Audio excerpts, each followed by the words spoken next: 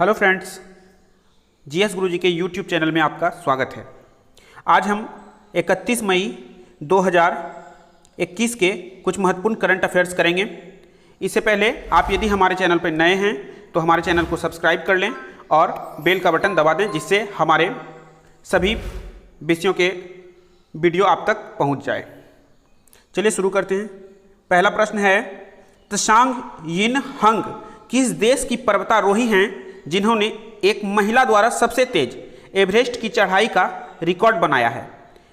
अब देखिए, एवरेस्ट पर तो बहुत लोग चढ़ते हैं, तो ये जो चढ़ी हैं ये महिला द्वारा सबसे तेज चढ़ाई की हैं। तो ये देख लेते हैं। ऑप्शंस है A Nepal, B Singapore, C Hong Kong and D New Zealand. तो इसका सही जवाब है C Hong Kong. Tsang Yin Hung Hong Kong की पर्वतारोही हैं। ये 26 घंटे से भी कम में, मतलब 25 घंटे 50 मिनट में ये एवरेस्ट पे चढ़ने वाली महिला हुई, जो अभी तक की सबसे तेज एवरेस्ट पे चढ़ाई करने वाली महिला हो गई। इसके पहले जो महिला थी वो फुंजो झांगमू लामा, ये 2018 में चढ़ी थी और ये 39 घंटे 6 मिनट में चढ़ी थी। 39 घंटे 6 मिनट में। तो सबसे तेज चढ़ने वाली कौन हुई? त्सांग यिन हंग। किस देश की हुई? हांगकांग। चलिए अगले क्वेश्चन की ओर। हाल ही में बशर अल असद चौथे कार्यकाल के लिए किस देश के राष्ट्रपति बने हैं? A Syria, B Nepal, C France and D Nepal. अच्छा, ये नेपाल 2 बार ऑप्शन आ गया है। अच्छा, इसके लिए माफ़ी चाहूँगा, नेपाल 2 बार ऑप्शन आ गया है। ठीक है, तो इसका सही जवाब है ए सीरिया।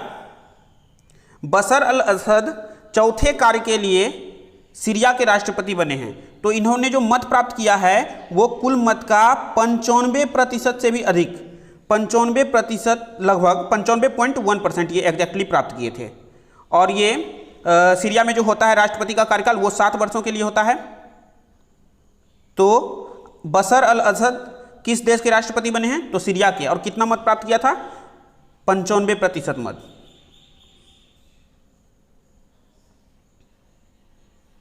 चलते हैं अगले क्वेश्चन की ओर।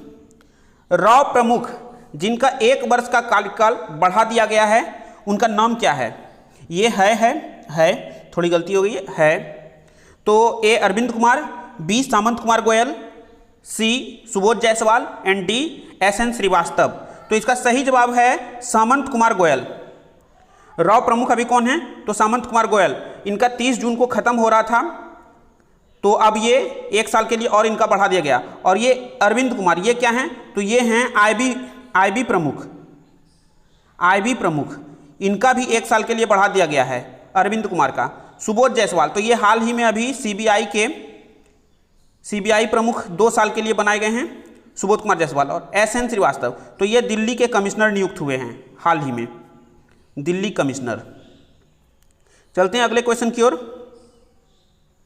चौथा प्रश्न है, संयुक्त राष्ट्र शांति सैनिकों का अंतर्राष्ट्रीय दिवस कब मनाया जाता है? ए 29 मई, बी 28 मई, सी 22 मई एंड डी 25 मई। तो इसका सही जवाब है ए 29 मई। संयुक्त राष्ट्र शांति सैनिकों का अंतर्राष्ट्रीय दिवस 29 मई को मनाया जाता है। 29 मई को एक और दिवस मनाया जाता है जो है अंतर्राष्ट्रीय एवरेस्ट दिवस। एवरेस्ट दिवस भी 29 मई को ही मनाया जाता है, क्योंकि 29 मई को ही एवरेस्ट पर पहली बार 2 व्यक्ति पहुंचे थे। कौन कौन? एडमंड हिलेरी और तेंजिंग नॉर्गे और एडमंड हिलेरी 29 मई को ही एवरेस्ट पर पहुंचे थे, जिससे 29 मई को एवरेस्ट दिवस भी मनाया जाता है। और कौन सा दिवस मनाया जाता है? संयुक्त राष्ट्र शांति सैनिकों का अंतर्राष्ट्रीय दिवस। ये दोनों दिवस 29 मई को मनाया जाता है। चलते हैं अगले क्वेश्चन की ओर। 5वां प्रश्न है, किस राज्य सरकार ने स्मार्ट किचन योजना शुरू की है? A Uttarakhand, B Kerala, C Madhya Pradesh and D Haryana.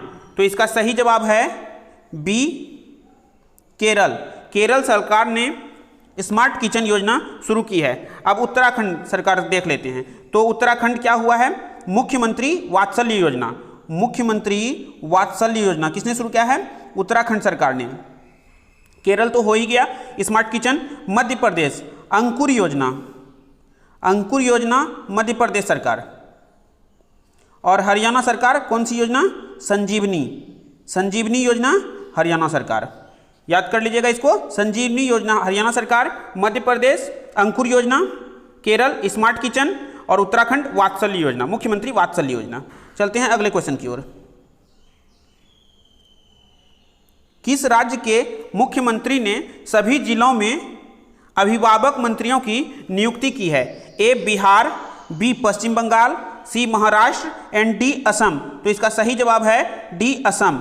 Assam के मुख्यमंत्री ने सभी जिले में अभिभावक मंत्रियों की नियुक्ति की है। चलते हैं अगले क्वेश्चन की ओर। हाल ही में काजी नजरुल इस्लाम की 122वीं, यहाँ में नहीं, यहाँ 122, ये मी नहीं होगा, ये होगा क्या? वीं। 122वीं जयंती मनाई गई। वे किस देश के राष्ट्र कवि हैं? किस देश के राष्ट्र कवि हैं? तो इसका सही जवाब होगा बांग्लादेश। बांग्लादेश के राष्ट्र कवि हैं काजी नजरुल इस्लाम। चलते हैं अगले क्वेश्चन की ओर। हाल ही में कई राज्यों में तबाही मचाने वाला चक्रवात यास को यास नाम किस देश ने दिया था? A Myanmar, B Oman, C Nepal and D Pakistan. तो इसका सही जवाब है ओमान। ओमान ने यास नाम दिया था यास तूफान को। अभी हाल ही में यास तूफान पश्चिम बंगाल और उड़ीसा समेत कई राज्यों में तबाही मचाया है, तो उसको ओमान नाम दिया था। तो ओमान की राजधानी क्या है? मस्कट। ओमान की राजधानी मस्कट। और वहाँ जो करेंसी चलता है वो क्या चलता है? ओमानी रियाल। ओमानी रियाल, ये वहाँ मुद्रा चलता है। मस्कट उसकी राजधानी है और ओमानी रियाल मुद्रा चलता है। चलते हैं अगले क्वेश्चन की ओर। जहां बीमार वहीं उपचार, कोविड के खिलाफ लड़ाई को तेज करने के लिए यह नारा किसने दिया? जहां बीमार वहीं उपचार, यह नारा किसके द्वारा दिया गया है? तो इसका सही जवाब है नरेंद्र मोदी। नरेंद्र मोदी जो हमारे प्रधानमंत्री हैं, उनके द्वारा यह नारा दिया गया है कोविड की लड़ाई को तेज करने के लिए, कोविड के खिलाफ लड़ाई को तेज करने के लिए, जहां बीमार वहीं उपचार। तो इसका सही जवाब है नरेंद्र मोदी। चलते हैं अगले क्वेश्चन की ओर। हाल ही में अंतर्राष्ट्रीय डबलिन साहित्य पुरस्कार जीतने वाली लेखिका किस देश की है? A Mexico, B Australia, C Ireland and D New Zealand. तो इसका सही जवाब है ए मैक्सिको। अंतर्राष्ट्रीय डबलिन साहित्य पुरस्कार कौन जीती हैं? तो इसका आंसर होगा वेलेरिया लुसेकी। वेलेरिया लुसेकी जीती हैं, जो किस देश की हैं?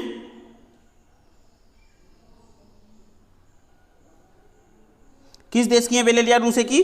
तो ये हैं मैक्सिको की। और डबलिन, ये जो डबलिन है, डबलिन कहाँ की राजधानी है? तो डबलिन है आयरलैंड की राजधानी। आज के करंट अफेयर्स को यहीं पर समाप्त करते हैं। और आपको यदि यह PDF चाहिए तो आप हमारे दिए गए टेलीग्राम लिंक से जुड़ सकते हैं। वहाँ आपको सारे दिन के PDF मिल जाएंगे। धन्यवाद।